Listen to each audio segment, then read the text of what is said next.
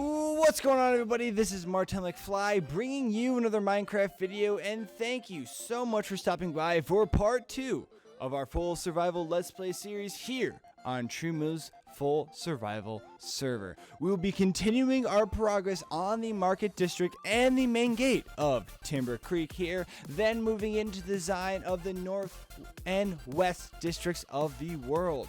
Like I said before, we're going to be designing this around a real city. So if you did not catch the last video, please go check that out where I introduce the entire village itself and then give you a more detailed breakdown of what's going on. But for those of you that did not remember, or maybe you want a quick refresher, here we go. On the west end or midwest end side, we are going to have our market district. On the far west end, we are going to have our lower income district, along with by another portal there, we are going to be building a wizard's spire. Moving along, on this north end of the village or city, we are going to have more farming districts. Then on the east end over here, we are going to have the middle class, then high class, working into the noblemen's, and then finishing off with the main monarch's castle themselves, and kind of bringing it all together so you have sections of the city. And if you are on this server, you will actually have the chance to purchase one of these houses for a significant price, or a reasonable price, I should say, depending on which area you are involved in. Anyways, guys, this intro has been a little bit longer than I'd like it to be, so let's get straight into the topic of today's video, which is week 2 production on Timber Creek. So in this week's episode of Timber Creek Full Survival, we will be constructing our very own man-made custom lake, complete with a custom tree in the very center. So I don't know how many of you remember, but if you are an OG fan or you've been around for a while, you'll remember that Timber Creek was originally a creative project of mine that was unfortunately lost due to save file corruption, so I had to obviously scrap the project. So in honor of that project, I decided to bring the same themes of that into the survival Let's Play, and one of the major factors that defined that project was actually how it got its name, and that was because I built a giant custom tree in the middle of the creek. So I decided what was once a giant pit of a cave, just kind of sitting in the middle of my village, rather than just covering over and having a flat area with more houses, I would decide to fill it all with ice blocks and make a source block custom lake by hand. Now you'll see me here starting the construction of the tree.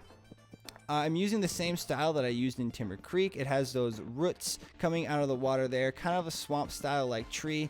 I know we're in a spruce forest, so it's not really a swamp, so it doesn't make sense to have a swamp style tree here, but I think it looks a lot nicer than just having the tree go straight into the water. And I think it makes a little bit more sense because when a tree does grow in the water, I was taking inspiration off of mangroves. They do have those arching roots that do pile above the water, and at the same time it just creates more interest. So from here, I'm just doing a little bit of touch up to try and get those log faces away. I actually crafted the blocks with all 4 sides being the logs, just so there's not a lot of jutting points where you see the caps of the logs, but I do have a few of them here and there just to create a little bit more texture. Once I was happy with the initial layout of the roots themselves and the basic shape, I began pillaring up a random amount of blocks every time to create that natural look that you'd expect out of a tree.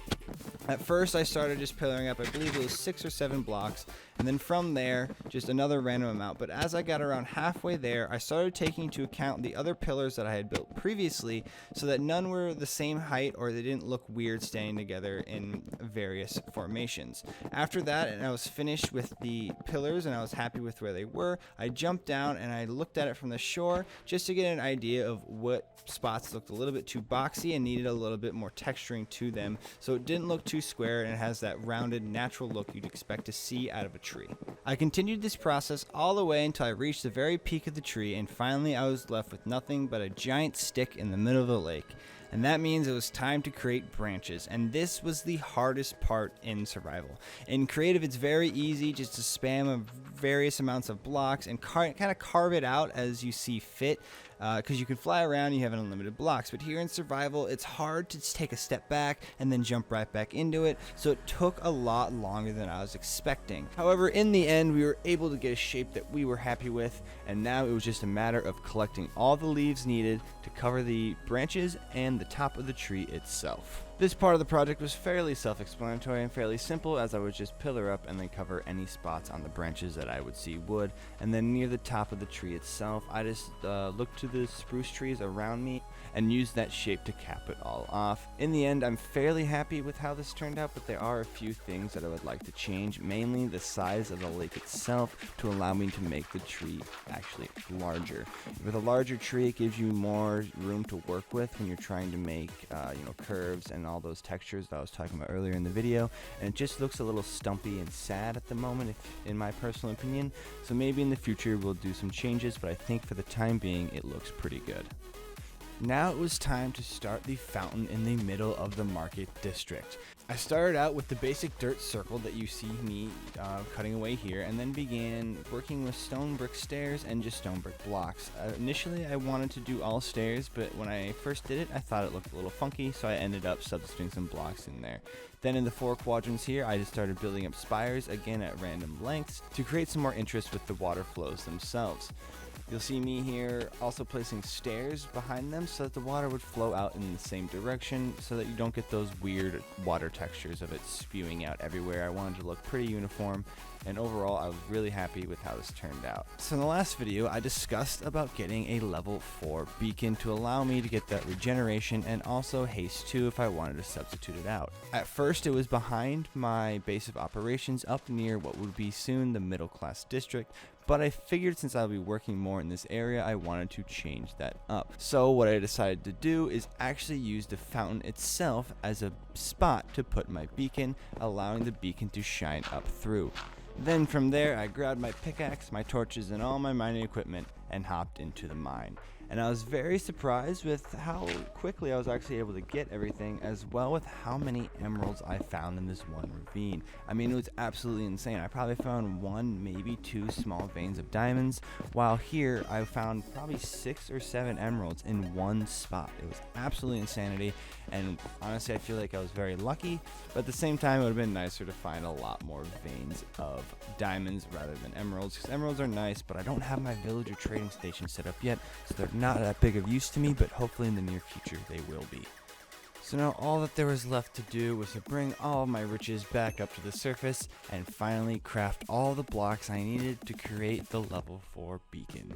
So I crafted all of them, all 81 blocks for the final layer of the beacon itself, began deconstruction on the previous beacon where it was lying on the middle class district floor before, tore it down and brought it over to the fountain itself, dug a hole down underneath the fountain, hollowed out an area, and began making each tier of the beacon itself, finally leaving off with the giant blue beacons shining brightly up through the fountain, signifying that Timber Creek has reached level 4.